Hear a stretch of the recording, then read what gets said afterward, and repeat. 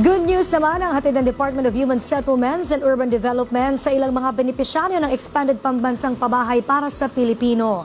Kasama po riyan ang mahigit 200 pamilya sa Iloilo na nakatanggap ng kanilang certificates of entitlement. Si Jinky Baticados para sa detalye. Bilang pagtupad sa pangako ni Pangulong Ferdinand R. Marcos Jr. na maibigay ang ligtas at disenteng pabahay sa mga Pilipino, nagsagawa ang Department of Human Settlements and Urban Development o DSUD ng serye ng awarding ng Certificates of Entitlement o COE sa iba't ibang panig ng bansa. Araw na ito ay hindi lamang isang seremonya, kundi isang patunay ng sama-samang pagsisikap upang matupad ang pangarap ng maraming pamilyang Pilipino na magkaroon ng isang ligtas, maayos at disenteng tahanan.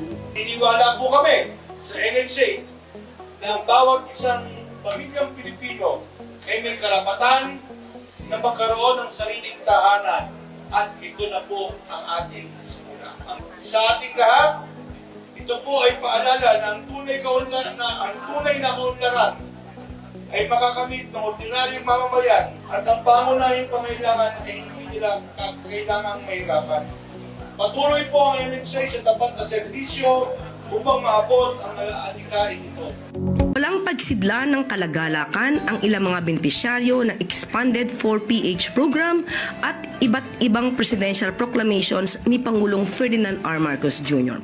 Kabilang sa mga benepisyaryo ng Expanded 4PH program ang mahigit 200 pamilya sa Iloilo City na tumanggap ng COE matapos ang halos 3 dekalang paghihintay para sa seguridad sa lupa. Tanang Pangulo ang DSUD sa pamumuno ni Secretary Jose Ramon Aliling na pabilisin ang pagpapatupad ng mga proyektong pabahay sa ilalim ng Expanded Pambansang Pabahay para sa Pilipino o 4PH program, isa sa mga pangunahing programa ng administrasyon.